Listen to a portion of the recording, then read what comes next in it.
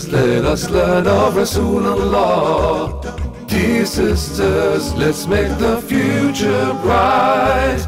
Dear sisters, mothers, daughters and wives.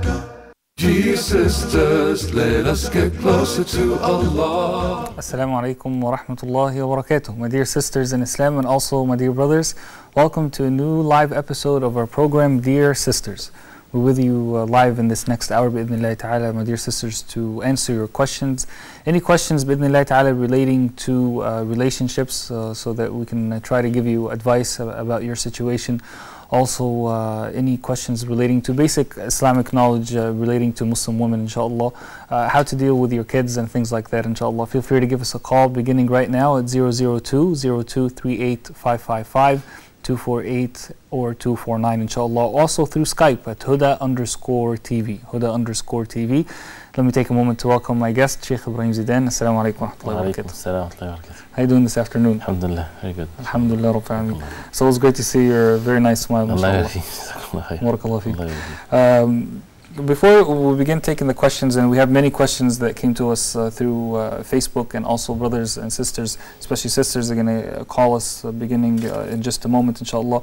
Let's talk about this this idea that has been raised many times, which is the idea of giving a fatwa on air, a fatwa live. You call in and you have a fatwa to your specific situation. Your thoughts about that? No. Alhamdulillah wa salatu wa salam ala Rasulullah.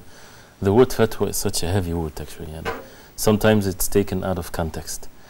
And we have to be careful. Usually the one that is valid for him to give a fatwa, not like any person. And it's someone that has to reach the level of knowledge in which the people of knowledge will give him the authority, basically, to give fatwa. But as far as answering questions of matters that is clear, how to do this in salah, matters of fiqh, ibadat, mu'amalat, transactions. So the basic tenets of Islam. Right. But when it comes to personal situation, when it comes to things that are happening to the ummah, right, and the personal situations that we deal with, this is very important that a person would seek someone of knowledge and someone of being righteous to the best of your ability. As the ulama, they say, the alim or the scholar, he has to strive and struggle in matters of knowledge and getting to know the text and the differences between the different texts and how to extract the rulings and so on. This is the job of the alim, of the scholar. The job of the normal person, Allah subhanahu wa ta'ala ordered us in the Quran, فَاسْأَلُوا أَهْلَ الذِّكْرِ إِن كُنتُمْ لَا تَعْلَمُونَ, as the people of knowledge, if you do not know. So their work is to find the people of knowledge, is to make sure when they ask someone, they ask the one to the best of their capability. He's the best in knowledge and the best in righteousness too. He fears Allah subhanahu wa ta'ala. And if they take these means and they are truthful with Allah subhanahu wa ta'ala, then the matter is easy, inshallah ta'ala. Well, speaking of easy, it is very easy because you have a telephone number or a Skype account, and direct access to that learned person, that scholar who's qualified, who's been given authority by other scholars to give fatwas, and you have people who are seeking that good scholar, so they connect together on air live. What are the harms of that? To some extent, it's okay. But when it comes to personal issues, divorce, marriage, things, even personal experiences of certain situations, the danger of it, a person might misunderstand what the scholar would say, because it's something that there's no context, there's no understanding exactly what situation is. So this can be misunderstood, especially when it comes on television, because there's no, sometimes the scholar would want to ask a question and the person would answer him. And also for those who are listeners, if it's one-on-one conversation, it's easy. But when many people are listening, a person might say, oh, well, this sounds similar to my situation. So they would take the words of the speaker as ruling and they would apply it in their life. This is very dangerous. So basically, the person watching would make their own qiyas on the situation. Their own analogy, which is such a dangerous thing. If they are in the level of being among the people of knowledge, this is easy. But for a normal person just to take, and this is the same thing when people read fatwas. They read fatwas online and they would say a situation similar to their situation and they would apply the same ruling. This should not be ever the case, except if it's general advices or knowing the ruling in general like that. For example, if for example, if someone asks about the 6 days of Shawwal and you answer them that you're supposed to fast make up the days for sisters, you're supposed to make up the days and then fast the 6 days of Shawwal. And like you said also in a previous episode, in special cases you can go ahead and fast the 6 days of Shawwal and then delay the other ones.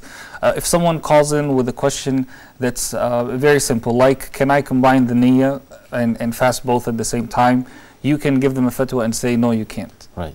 But if they're asking something that's more personal, that's more detail oriented, what should the scholar do at that time?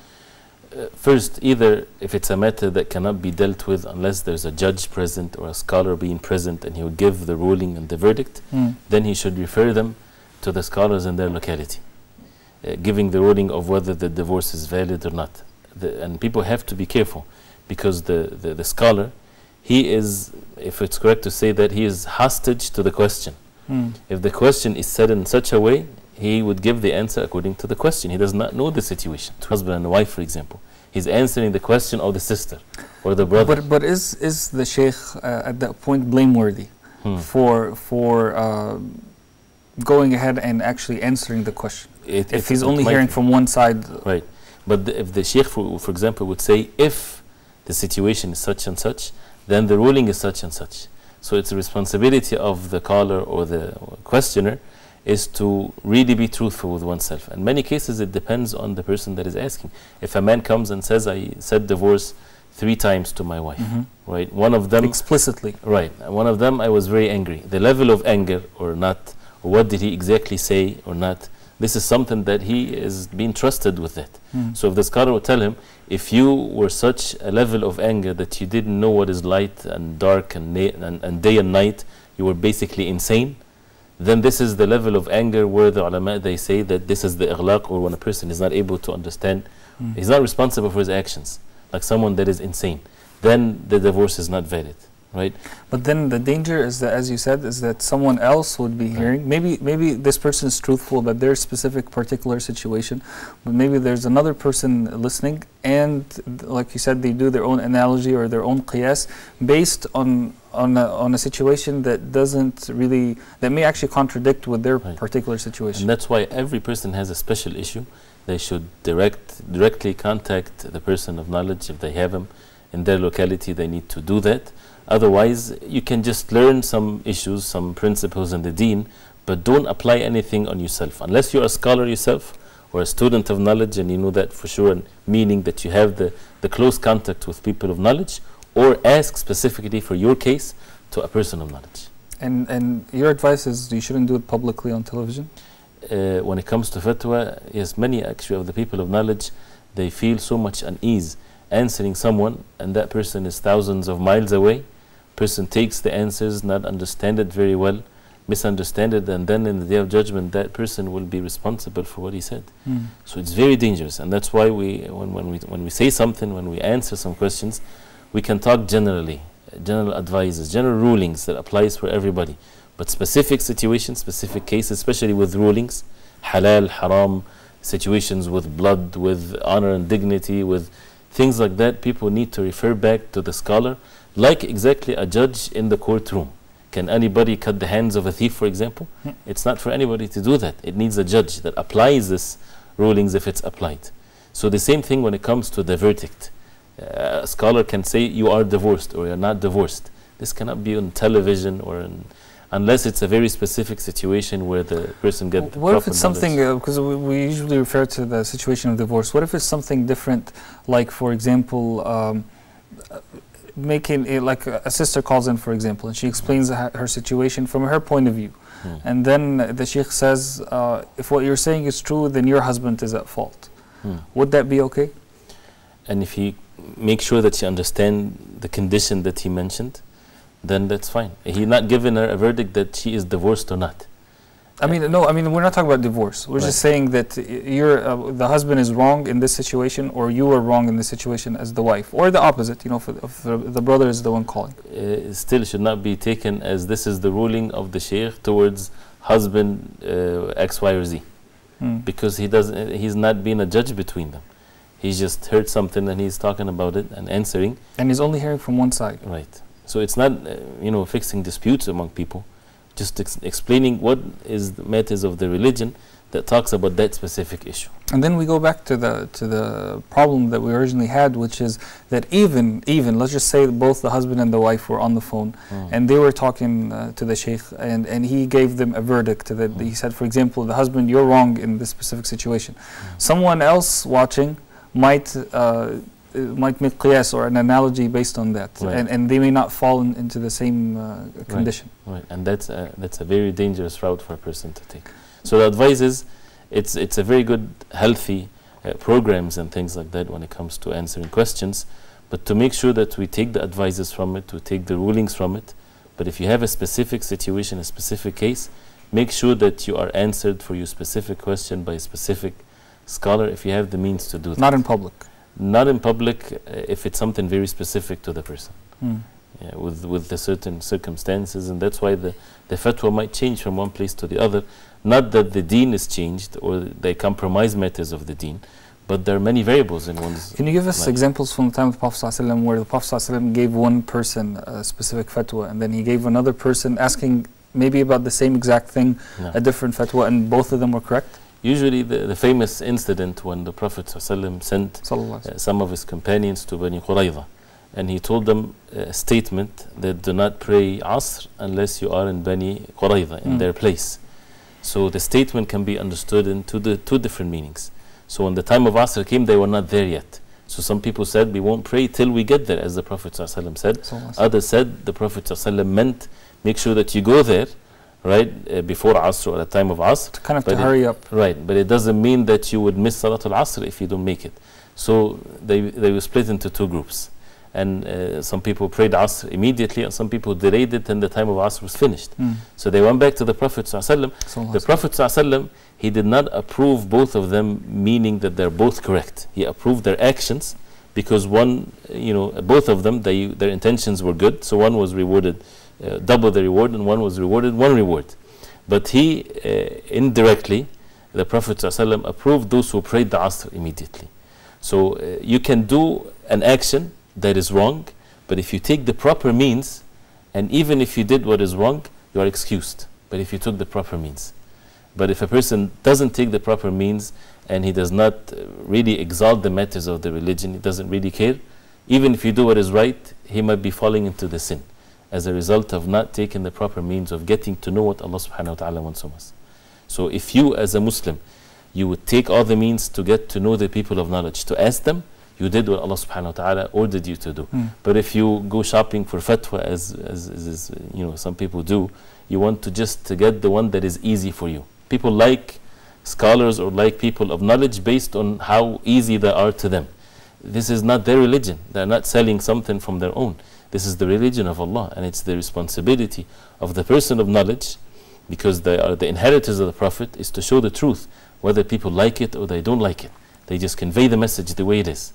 So when people choose a person because he's easy or because he's difficult, there's no such a thing in the deen of Islam. So we have to be very careful. This is deen. This is the most important thing in our life. A person sick going to the doctor, people just don't go to anyone. They would go to the very specific, very knowledgeable person. The same thing in matters of the deen, which is even more important. Jazakallah khairan. Inshallah, we're going to discuss this topic a little bit more because it's very deep and has many angles to it. Let's take this phone call, inshallah, from Sister Aisha from the UAE. Assalamu alaikum. Assalamu alaikum, brother. Alaikum assalam wa rahmatullah. Sister, can you turn your voice up just a bit because I can't hear you too well. No, I want to sometime. I have 6 children. Then I don't want to born again. It's not haram. 6 children. I'm sorry. What was the question again? What is not haram? I have 6 children. 6 children. Yes, I don't want to now born baby. And you don't want to have more. Yes, and the second question is sometimes I miss my Salat al-Fajr. I can't wake up. Alaikum assalam wa rahmatullahi wa barakatuh. So I'm guessing her first question is that she has 6 children, and she doesn't want to have more children. Is that haram? Is she wrong in her thinking? May Allah subhanahu wa ta'ala bless her children And it's a blessing from Allah subhanahu wa ta'ala to be a reason or a mean for human beings that Allah subhanahu wa ta'ala created, for them to worship Allah subhanahu wa ta'ala. They will be on your balance of good deeds, inshallah ta'ala. And if you do your best to raise them in the proper way and they end up being not righteous, you did your job and there's nothing for you to be blamed of. So that's why leave it to Allah subhanahu wa ta'ala. There is no harm if, for example, the sister is feeling she's not able to have birth again, or she's sick or whatever. If there's situations like that, there's nothing wrong with waiting. But to make a decision, may Allah subhanahu wa ta'ala change the situation, and maybe she become, mashallah, very healthy and she has all the means to have birth and so on. So if the case changes, maybe she would change her mind. So don't do anything as far as terminating the means for you to give birth. This is not permissible. But there's nothing wrong with waiting and taking the means to wait, and this has happened at the time of the Prophet ﷺ. And if Allah subhanahu wa ta'ala will for something to happen, it will happen no matter what you do. But don't do anything that is haram, meaning terminating the chances of giving birth whatsoever. And her second question was about Salat al-Fajr. She says sometimes she misses Salat al-Fajr, so some advice for her, inshallah. Now, first, when we see ourselves that we're missing Salat al-Fajr frequently, this is a bad sign. And we have to make sure that we take all the means and stay away from sins and ask Allah subhanahu wa ta'ala for help, because this is something that has to be done at the time of the Fajr prayer. If a person misses the Salah, the hadith of the Prophet ﷺ, مَنْ نَمَ عَنْ صَلَاةٍ أَوْ نَسِيَهَا فَصَلَاتُهُ حِينَ يَذْكُرُهَا, that if you overslept or you forget about a Salah, the time for it is when you remember it. So if you woke up, not intentionally waking up after sunrise, but it happened by mistake, you overslept, then the prayer time is the time that once you woke up, you make wudu, you pray the sunnah first, and then you pray the fard, and as if you prayed it in the prescribed time for Fajr, because you did not intentionally wanted to miss the Salah. So to make up the Salah is whenever you remember, whenever you wake up, you pray it at that time, and you ask Allah subhanahu wa ta'ala for forgiveness so that it's not something that is repeated. Some people actually, they think of the qada Salah that they have to wait till the next day to make it up. No, you make it right immediately once you remember, not to wait for the next day and to make it with the other Fajr prayer. Jazakallah khair. I have a sister, the question is kind of funny, but I think it's also important, inshallah. She says that her friend loves all animals, including pigs. And she's, she told her friend that, oh, that's haram, though, that you love pigs. And then her friend responded to her and she said, well, it would be haram eating the pigs, but not haram loving the pigs, because they are Allah's creation. Your thoughts? I guess what it means by loving the pigs. Does it? She just loves animals, right. Does she's like, do anything as a result of that? That pig is so cute. Right. Actually, this is something where she has to choose to hate the impurities and the things that are not permissible for us to deal with. One of which is the pig. Although Allah subhanahu wa ta'ala created the pig, but still it's an impure animal. So you have to hate that thing in it. But as far as, if you see something cute in anything, Allahu Alam, I never heard anything of that before, but we can make decisions and we can choose to change the way that we desire things. So if it's an instinct feeling, there's no harm, but you choose otherwise. Oh, this is an impure animal, so I need to be away from it. I need to hate the attitude of this animal. It has bad attitude, actually.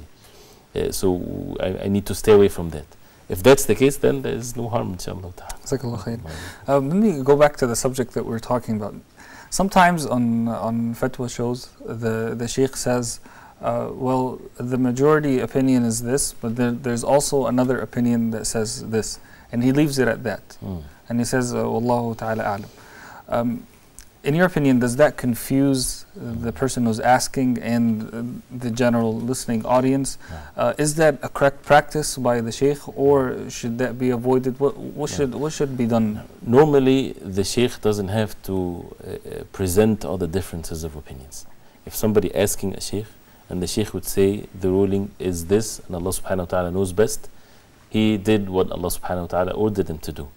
But in certain situations, in many cases actually nowadays, when people are exposed to everything, so when there's an issue, and if the sheikh would just say the opinion that he believes is what is right, people already know that the matter has more than one opinion, so they might get confused or think that he is one way or the other.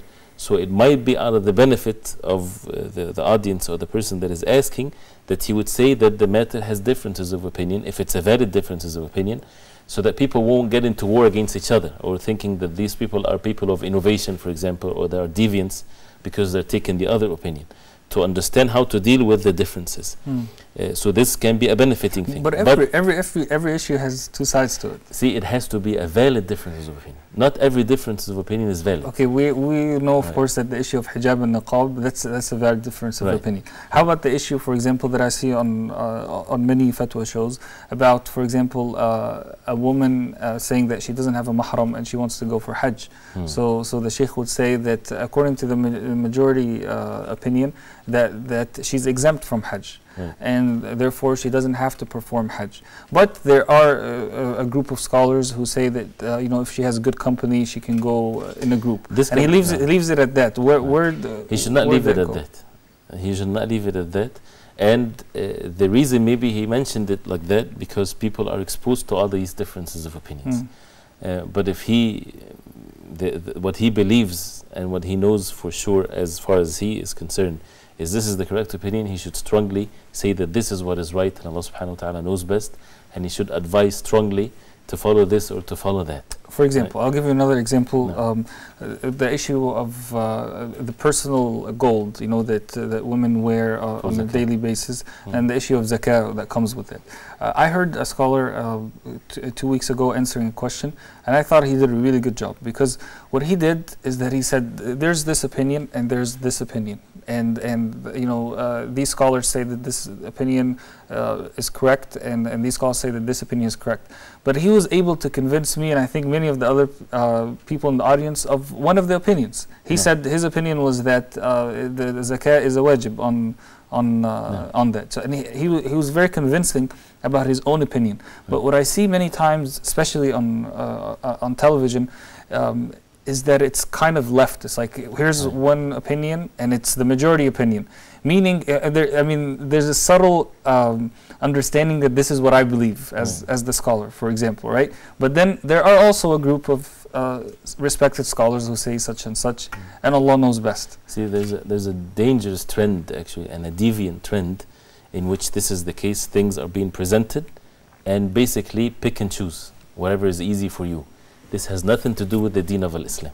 I think this is against the etiquettes and the ethics of a mufti, right? Definitely, and against the principles of the deen. Allah subhanahu wa ta'ala says, فَإِن تَنَازَعْتُمْ فِي شَيْءٍ فَرُدُّوهُ إِلَى اللَّهِ وَرَسُولِهِ. If you differ among each other about the matter, refer it back to Allah and His Messenger. But Shaykh Ibrahim, to be honest with you, every side has an ayah and hadith to support their opinion, and a sahih hadith and an ayah from the Quran. Now you took us to the critical point here. What to do if this is the case? Then, as an individual, a non-scholar person, make sure that in a case like this, as the person that you would come on the Day of Judgment, and to answer Allah subhanahu wa ta'ala that this is the most knowledgeable person on the face of earth, as far as I know, in matters of his knowledge and his religion. And I would ask him, and whatever he tells me, I will do, if it's a matter like this. But what is wrong is to pick what is easy, and saying, well, there's a valid opinion in this. This is not religion, this is following the desires. So in that case, see the opinion of the most learned person on the face of earth according to your ability, and take his opinion, and that's it. And he closed the doors on anything else. At the same time, the idea of what's easy is relative. I'll give you an example. The issue of hajj for women, who don't have a mahram. Now, someone can say, well, what a person would normally say is that, okay, you're taking the easy opinion that you can actually go. But another person would argue exactly the opposite. They would say that the easy opinion would be just to say, okay, I'm exempt. That's the easy thing to do. But the hard thing to do would be actually to go in a group without a mahram and go to hajj and suffer through all the trials and tribulations that any person goes through during hajj, the struggles that they go through hajj. So kind of like even the idea of what's easy is relative. Right. But in that case also, again, either the person is a person of knowledge, then the matter is easy for him. If a person is someone that is a student of knowledge and you have the means to differentiate between the sayings of the ulama, then he should follow whatever he believes is right. But most viewers of television are not students of knowledge. In that case, and people need to be very careful with this and apply this in their life, take the opinion of the most learned person. that you would come on the Day of Judgment and Allah subhanahu wa ta'ala ask you, why did you go or why didn't you go? You would say, Allah, you asked me or you ordered us in the Quran, فَاسْأَلُوا أَهْلَ الذِّكْرِ إِن كُنْتُمْ لَا تَعْلَمُونَ. Ask the people of knowledge if you do not know. And I ask the people of knowledge. But then there's something in your heart that when you ask, did you ask the one that will give you the answer that you like, or you answered the most learned person on the face of earth, according to the best of your ability? Even if you have to spend so much money or to travel to the end of the world to ask a person something, it's worth it. This is deen. This is something, Jannah or the hellfire.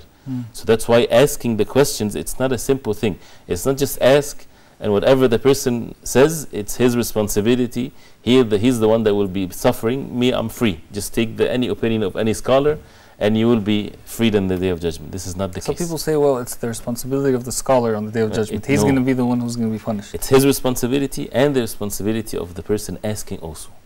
And the person asking has a joint responsibility. You have to ask the people of knowledge, not the one that is portrayed by the media as being the person of knowledge.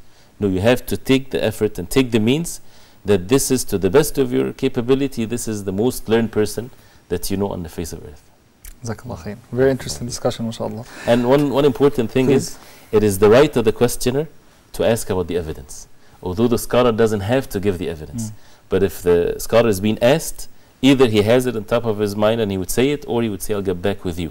But this is one of the rights of the questioner, to make sure also that he worship Allah subhanahu wa ta'ala on clear evidence. Jazakallah khair. We're going to take a short break, inshallah. When we come back, my dear sisters, we will be answering some of the questions that we got through Facebook, inshallah. We'll take more of your phone calls, so please stay with us, inshallah. Sisters, let us get closer to Allah. Dear sisters, let us learn of Rasulullah. Ask Huda. Dear brothers and sisters, welcome to a new edition of Ask Huda. I have 2 questions. Please go ahead. You can read it in Arabic and you can also understand the meaning in your own language. The different tafsir and the interpretation of the meanings of the Quran are available in almost every language that exists on earth by the grace of Allah. The water of Zamzam is for whatever intention you drink it with. Salih from Egypt, his father has the way and he asked about how can he help him. Very good question. Can we give a zakat to any of the dawah centers? The ibadah or the act of worship is a part of the unity of worship. It has to be paid to Allah subhanahu wa ta'ala and in accordance with the guidance of his Prophet sallallahu alayhi wa sallam.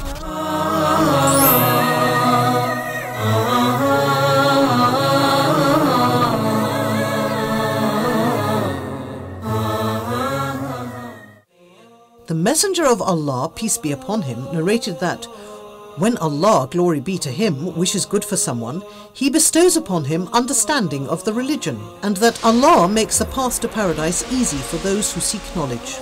Preoccupied by work or family in the modern world, a Muslim may struggle to find time for acquiring Islamic knowledge. To ease this struggle, we are launching Huda Academy to be your gateway to online Islamic e-learning. Enroll now and study from our renowned scholars. Learn Aqeedah from Dr. Muhammad Salah. Learn Fiqh from Dr. Hatim Al-Hajj. Learn Hadith from Dr. Muhammad Saeed. Learn Tafsir from Sheikh Ibrahim Zidan. And learn Arabic from our professional instructors. Successful graduates of Huda Academy will go through a final test and eventually receive a certificate of completion. To enroll and learn more about Huda Academy, please visit us online at hudaonlineacademy.com.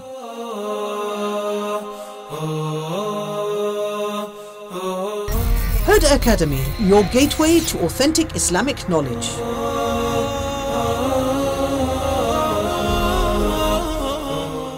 Dear sisters, let us get closer to Allah. Dear sisters, let us learn of Rasulullah. Assalamu alaikum wa rahmatullahi wa barakatuh. My dear sisters, welcome back to your program, Dear Sisters.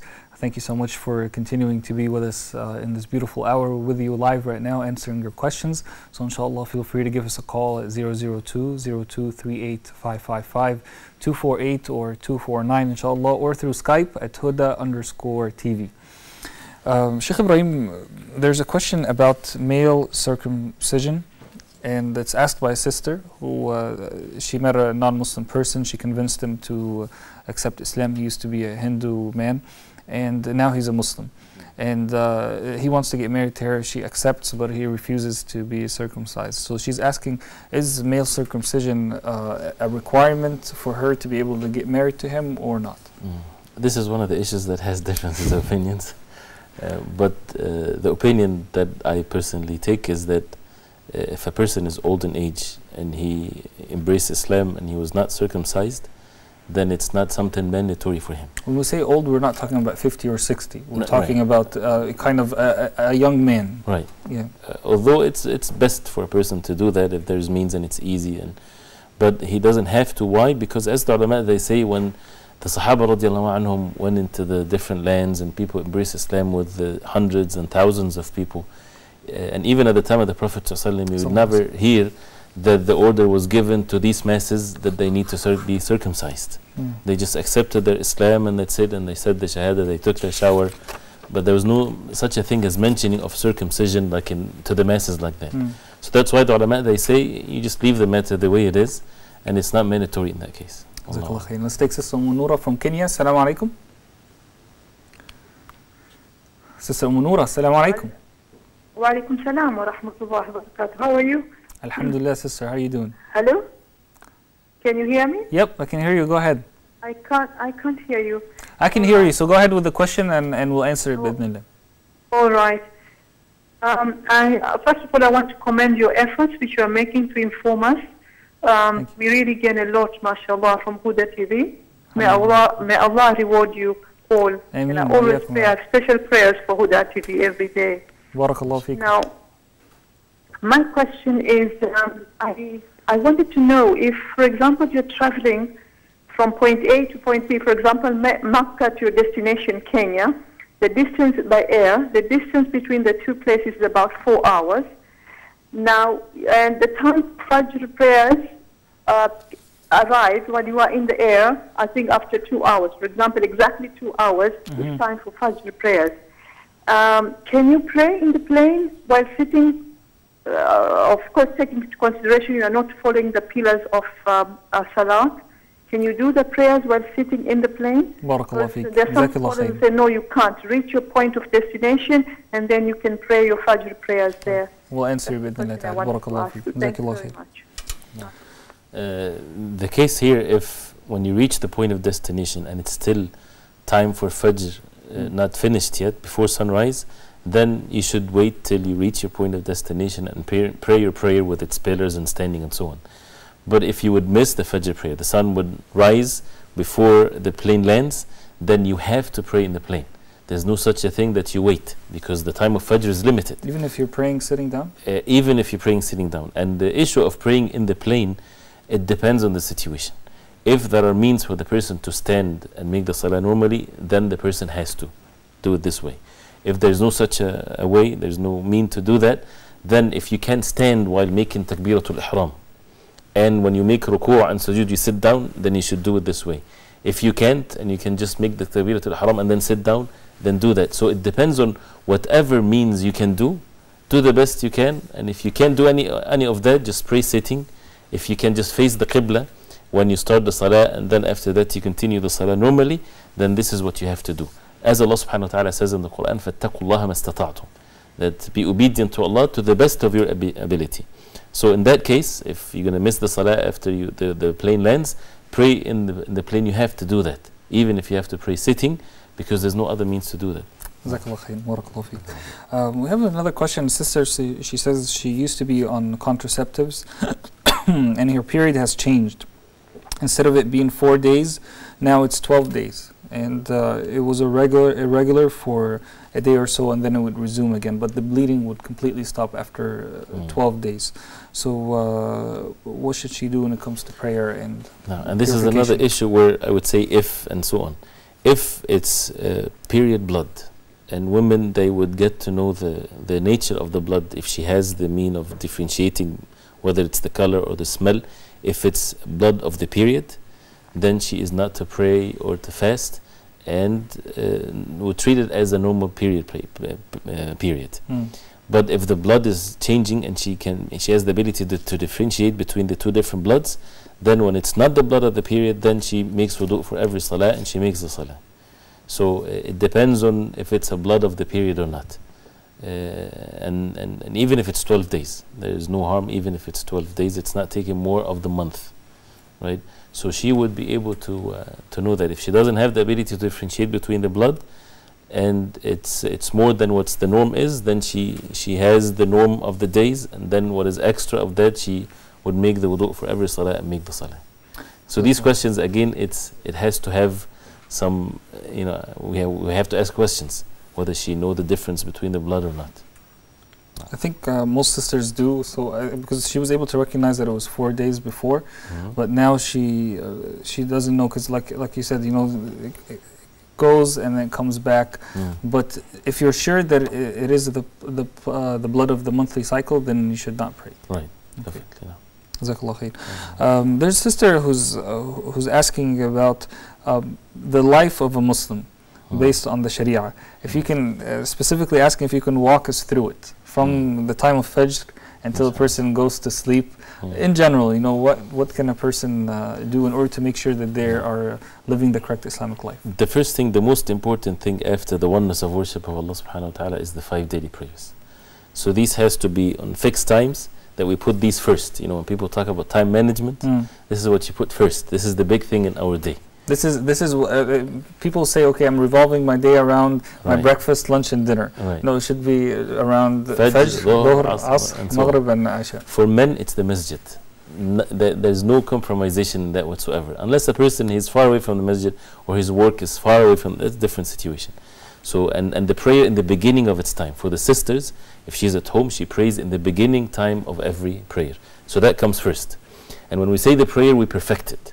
That means that you pray the sunnah prayer, you pray the fard prayer, you take the time in doing the prayer, you perfect it the most perfect way.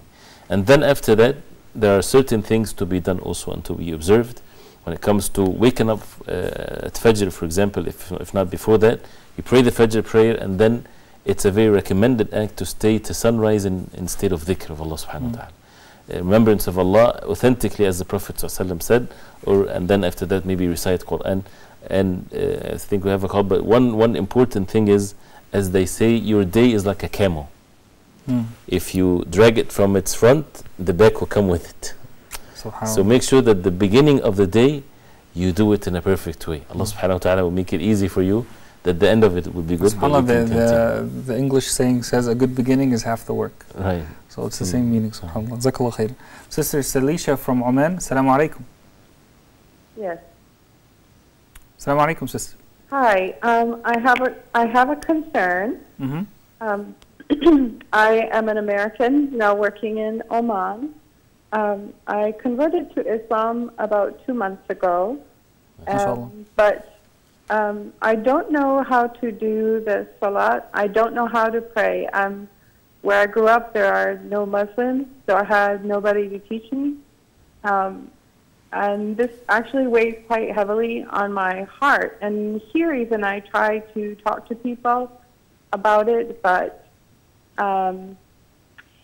like there doesn't seem to be an Islamic center here that a woman can go to. And then I hear comments like I read the Quran, but it's in English because I don't know Arabic. And somebody, First of all, let me take a moment to congratulate you for becoming a Muslim. May Allah subhanahu wa ta'ala bless you, and may Allah subhanahu wa ta'ala always keep you guided. The second thing, do you have access to YouTube? I do, and I have watched a YouTube video, but I still find that the Arabic is it's difficult. It was the video I watched was actually. Let me give you some really good advice. Okay, there was a program done here on Huda TV by our dear Sheikh Muhammad Salah. It was called The Prophet's Prayer. Okay, he goes through every single step of how the Prophet ﷺ used to pray, and he explains it obviously in English. Someone, mashallah, may Allah reward him, on YouTube, put all the episodes. There were a series of 13 episodes, 15 minutes each. Someone put them in one YouTube video. Okay, that comes out to about 2 hours. So I would recommend if you can watch that bi'idhnillah, so go ahead just on YouTube and just type the Prophet's prayer and write Muhammad Salah for Sheikh Muhammad Salah, and inshallah you'll find that video. Watch it. If you have questions still, feel free to give us a call on this program. We'll try our best to help you, inshallah. But with the Arabic language, you know, Sister was saying how to recite the Quran. It's very difficult, of course, for someone that doesn't know how Arabic first. Yeah. There's nothing wrong for her to write it down, transliterated with the English letters in the beginning. And if she even read it from a paper, like Alhamdulillah, like this, there's no harm. Until you learn it, you can praise Allah subhanahu wa ta'ala and say Subhanallah. But make sure that you try your best to make your salah on time, and make dua when you are in sujood and so on, and take it easy on yourself. If you read it 5 times a day, how many rak'ah? At least 17 times you would recite it. After a week, that very difficult task becomes very easy and becomes very normal. Yes. So it's just few days that struggle with it. Inshallah ta'ala will be easy. And make sure that you become in a good environment with the Muslims, especially Muslims maybe from the same background, that they can help you in the environment. It's very important. But the issue of the Arabic, it's easy, inshallah. If it's done every day, inshallah. MashaAllah. Jazakallah khair. Alhamdulillah, so it's beautiful. One of the best things that I love about this channel is that it's watched by a lot of reverts to Islam. MashaAllah. And I find that, alhamdulillah, there's great benefit for them. Alhamdulillah. May Allah subhanahu wa ta'ala bless them. All right, let's take another question. So, a sister is asking, she says, when sisters get together outside the masjid and they pray jama'ah, should the leader of the salah, a female leader of the salah, read the Quran loud for everyone to hear it, or only loud enough for the leader herself to read it, to hear it? No, she can raise her voice for everybody to hear, as long as it's safe and it's not going to be involving other men listening to that. If it's only women, and raising her voice just enough for everybody to hear. But is the woman's voice awra when it comes to reading Quran? If it's, of course, reciting Quran with tones and things like this, it's not for men to hear that. But for women to hear that, there's no harm. So if it's what about, because I see on different channels, on different television programs, a sister would call in the show and she would recite just like a brother would call in. And I'm talking about an older sister, not a a sister that didn't reach puberty. That should never be done, especially if it's beautifying her voice and giving reading tajweed. Right. She's not making her voice intentionally soft, but she's reading in tajweed, trying to have the most beautiful voice, just like a man would do when he's reading Quran. That should not be done. And that's why men should not correct the recitation of women while the women are beautifying their voice while reciting the Quran. Even if no one can physically see them. Right. Allah knows best. This is one of the issues also that needs to be corrected. But if it's done in a tone that it's not really a tone, and it's a normal voice, Allah knows best. But these things should be avoided, and people should, again, men with men and women with women. But actually, someone commented on that last week. Was it actually? On Saturday we were together on the straight path, and one of the comments that we received after the episode. By the way, we got a lot of good comments about the topic and about the discussion that we had. Alhamdulillah. But one comment that really stuck in my mind is a sister. She said, "I loved how Sheikh Ibrahim said, men with men, women with women." Right, and this is how, subhanallah, so that Allah subhanahu wa ta'ala protect our actions and so on. So this is one of the things. But as far as the prayer is concerned, there's no harm as long as it's all women together. Jazakallah khairan. We have Islam from Egypt. I believe he's a brother. Assalamu alaikum. Brother Ossama, assalamu alaikum. Wa alaikum assalam wa rahmatullah. Brother Ossama, really فعلا really good to see Allah يتنفذ في اليوم. Thank you for that يعني. Second, I have a question. You have a question. Go ahead. Okay. First question, when I make sujood, I always close my eyes. Is this true?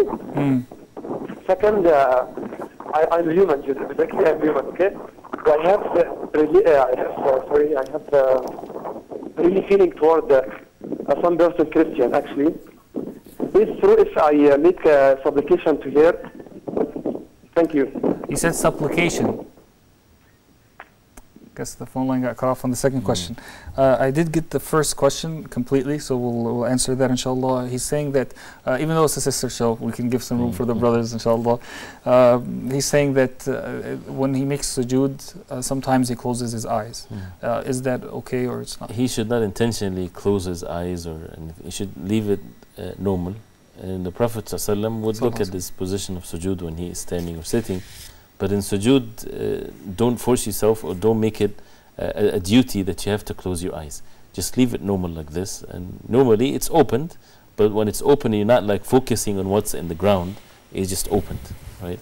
So don't force yourself to do one or the other. Be at ease with the matter. Jazakallah khair. I'm getting quite a few questions these days on my personal page, and I'm getting similar questions here. We're not going to talk about specific situations, but let's just talk about a general issue. And I'll give you a specific example that I don't want you to answer that example, but to take it and give general advice, inshallah. This specific example, a sister from Libya, she sent me a message and she said that she's one of 6 daughters. And her dad will not allow any of his daughters to get married. And the oldest daughter is 40 years old. 40, 40, not 14, 40, 40. And they keep on, going down until the youngest one is like 21 or 22. He has no valid reason, no valid excuse. He lets the boys get married. I'm getting a similar question here. Parents don't want, their daughters to get married. Your thoughts and general advice to people in that situation? It's a very, something that is for me personally, to think someone would do that to his own daughters, this is something that is amazing. But anyway, if this is true that the father is preventing his daughter to get married, period, then he has no guardianship on her anymore. She can go to the judge in her locality, or she can go to the scholar or whatever, and then she should get married. When we're talking about, we're not talking about he's preventing her from marrying a specific person. Right. We're talking about entirely. Right. Okay. She's not going to get married. And every time somebody comes and he is righteous and has all the means to get married, and he refuses just for the sake of keeping her like that without being married, then she has the right to get married. So his guardianship then can be moved to someone else, from her relatives. If not, then the judge. And there's no harm on her. Actually, it's a duty on her if she's, of course, she's in need to get married. Of course. Jazakallah khair. Sister Naima from Kenya. Assalamu alaikum. Assalamu alaikum, Sister Naima. Wa alaikum salam. Go ahead, sister. 2 questions. Yep, go ahead. Is the woman's voice an aura? We just answered that question a moment ago. Were you listening to us? No, I wasn't. Okay, inshallah, we'll answer you. In general, is the woman's voice awra? There's no such a thing as the woman's voice is awra. It's, Allah subhanahu wa ta'ala says it in the Quran, فَلَا تَخْضَعْنَا بِالْقَوْلِ فَيَطْمَعَ الَّذِي فِي قَلْبِهِ. Softening the voice of the woman, that is what is not permissible. So as you said earlier, the natural voice, that's fine. And if it's talking about something serious, there's nothing wrong with that. Women used to buy and sell, answering the phone, whatever there is, as long as there's no fitna involved and she speaks seriously. But once you start cracking laughs and softening the voice, and the thing that is between a husband and a wife where she softens the voice to her husband, that's only to the husband, not for any other men. And the ayah is clearly mentioning that because of those who have sicknesses in their hearts, that should not be a mean for them to be affected by that. But the normal voice, when they say the woman's voice is awra, voices speaking and things like this is not awra. But singing, for example, or things of that nature, definitely this is not permissible. So when you were talking earlier, we were specifically talking about a woman reading Quran in public, in front of men, whether on television, whether... with beautifying her voice. But if she's quoting a verse, for example, like we would say, Allah subhanahu wa ta'ala says, قُلْ اللَّهُ أَحَدٍ. I quoted a verse, but I didn't... But if she says it in tajweed. Right, says in tajweed, without toning, there's no harm. But having a tone to it, right? She says it in tartil. In tartil, then that should be avoided. Jazakallah khair. Barakallah feek. Subhanallah, we have a lot of phone calls. Sister Amina from Nigeria. Assalamu alaikum. Wa alaikum assalam. Question? Yeah, go ahead, sister. Okay. Is henna, is it bad for a woman to put henna? Are you talking about on her hair or on her body? Okay, on her hands and legs. And my second question is kajal haram for a woman to put on when going out? Makeup, my right? third question is makeup. I want more explanation on makeup. Okay. Jazakallah khair, barakallah feek. First question about henna. Did you hear if she was specifically talking hands and legs? She said hands and legs. These things with the makeup, with the henna, anything that of adornment to other than the husband or those who are the maharim of the women, it is not permissible to have any form of adornment to strange men, whether it's henna or makeup or anything like that.